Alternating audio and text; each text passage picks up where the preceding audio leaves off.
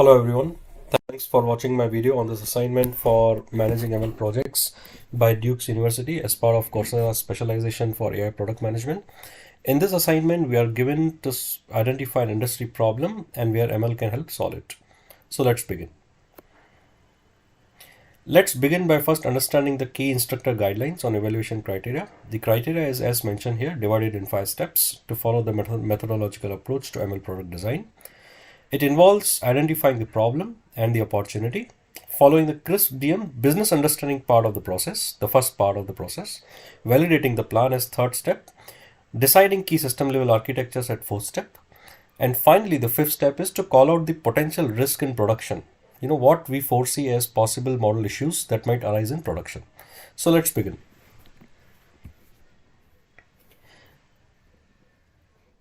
Let's first start with the first step of evaluating the opportunity as part of our first evaluation criteria. The problem I have identified here is with respect to the loss of crop due to plant diseases, resulting in huge losses to agricultural industry globally.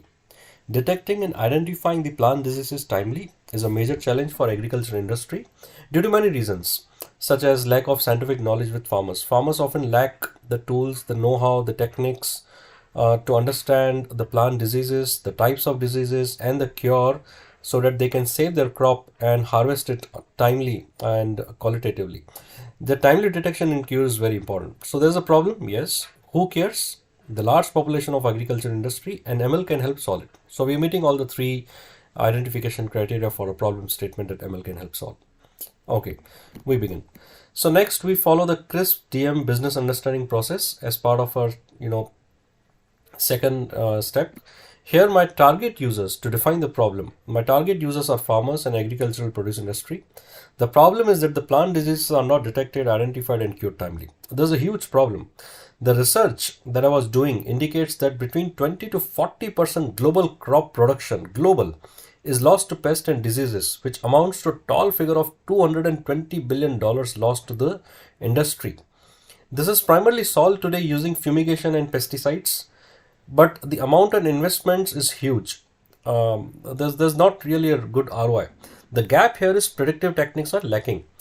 Now the second subsection in business understanding is defining success. The expected business impact is to detect, identify and cure plants timely. The constants here can be identifying large variety of plants. The outcome here can be reduced crop losses due to pest and diseases. The output metrics can be higher accuracy of classification of plant disease type. Now the success targets is reduction of crop losses by X number of percentages and dollar value. So how do we bring it down from $220 billion to a certain dollar value, right? That's the success target for us. Now the key factors this requires deep expertise for labeling and training. The potential factors here are plant types, plant health, types of pest, types of diseases and types of cure. Now that we have defined the problem, we have defined the success factors, we have identified the constants, we have defined the outcome and output metrics. So let's move to this next step of validating the solution. For the problem statement that we have chosen, the data sources are labeled images of all key horticultural plants, the labeled images of diseased and good plants, so that you are able to train your model to understand what is a good plant or how does a disease plant look like, and also the thermal data, the thermal images of plants and their sensor data labels, for example water content and humidity of the plant and how those plants look like for example a healthy plant with good water quality will be very greener, dark green in color. So the idea is to use image recognition model to classify the plants and disease types and also suggest plant health and possible cure.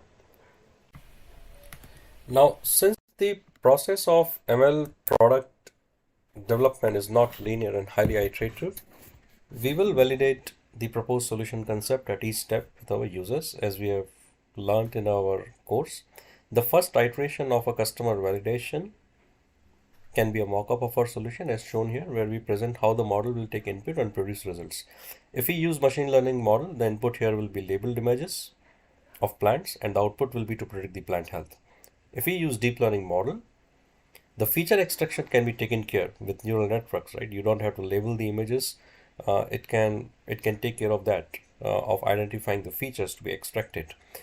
We validate this with our users and move to next iterative phase of creating a simple system that uses real data sets.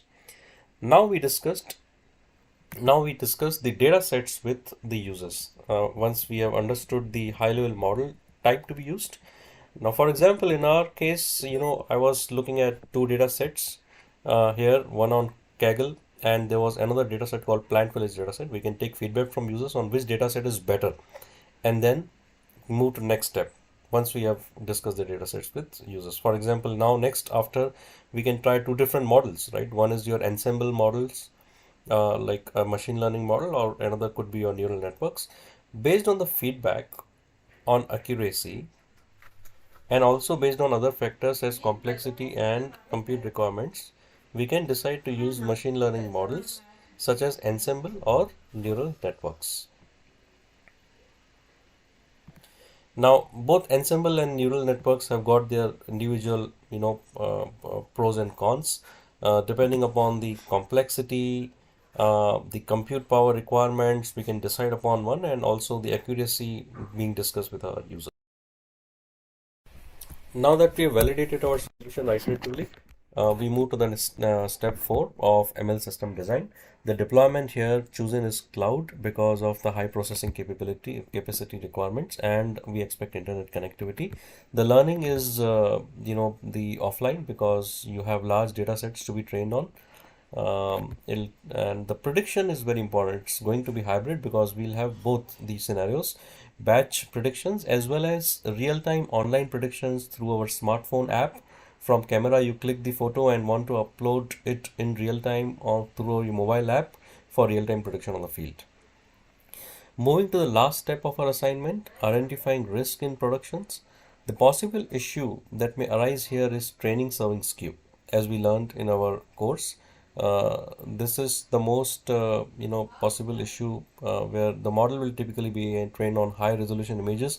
However, the images used in production might not be high resolution, or the cameras through which the photos would be clicked might not have high resolution.